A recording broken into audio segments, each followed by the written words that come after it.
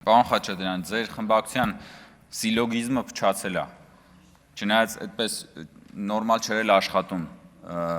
առնված վերջին տասնամյակներին, բայց հիմա տեսեք, տրամաբանական փաստարկման մի հատ բանը, հետագիծը նայենք ձեր, էլի։ Դուք մանտրայի պես կրկնում եք արդեն տարիներ շարունակ, որ Նիկոլ Փաշինյանը 2019 թվականին հայտարարեց, որ Արցախը Հայաստանը եւ վերջ, եւ դրա պատճառով եղավ պատերազմ։ Այսինքն դուք հայտարարում եք, դուք այսքան ժամանակ եկել եւ ասել եք, որ պատերազմը սանձազերծել ենք մենք, Նիկոլ Փաշինյանը, իր հայտարարությամբ։ Հիմա ասում եք՝ մի րոպե, հայտարարությունը չի կարող ծնել պատերազմ, պետքա լինեն հետախուզական տվյալներ, եւ օրինակ երբ որ Ռոբերտ Քոչարյանը ասում է, որ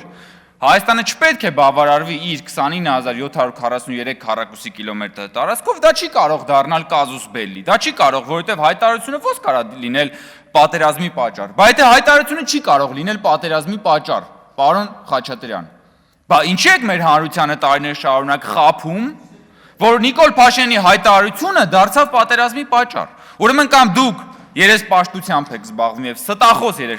երեսպաշտությամբ եք զբաղվում, կամ իսկապես ձեր սիլոգիզմը փչացել է։ Բայց մենք հո միայն մեկ հայտարարության մասին չենք խոսում։ Մենք ասում ենք, որ դուք եւ ոչ միայն դուք նպատակաուղղված եւ համակարգված կերպով քանդում եք խաղաղության ճարտարապետությունը։ Դուք ասում եք, որ խաղաղության համաձայնագիրը, որը նախաստորագրված է,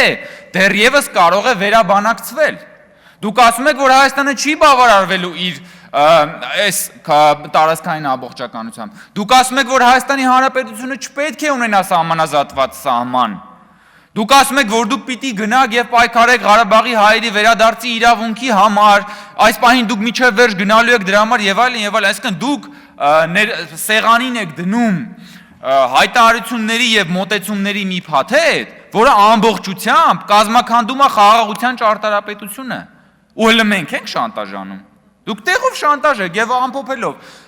Տիկին Կյուրեղյանն ասում է, Ռոբերտ Քոչարյանի բան, դուք ոնց եք խոսում մեր ուժի մասին, Ռոբերտ Քոչարյանի օրոք ոչ մի պատերազմ չի եղել եւ այլն եւ այլն։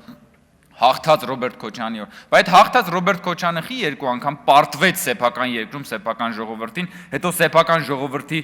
բանը վրա կրակեց։ Այդ ոնց եղավ։ Բայց հաղթած նախագահը գալիս եւ ջախջախվում է սեփական պետության մեջ։ Այդ ոնց եղավ, որ հաղթած ղեկավարը սեփական ժողովրդին պարտվում է, ոչ մի անգամ քվե չի ստանում։ Բա դուք տենց չեք մտածել միջև հիմա, բա այդ ինչա կատարվել, այդ հաղթանակը, որ դուք այդքան ասում եք հաղթել է, այդ Ռոբերտ Քոչարյանը ինչ կապ ունի այդ հաղթանակի հետ։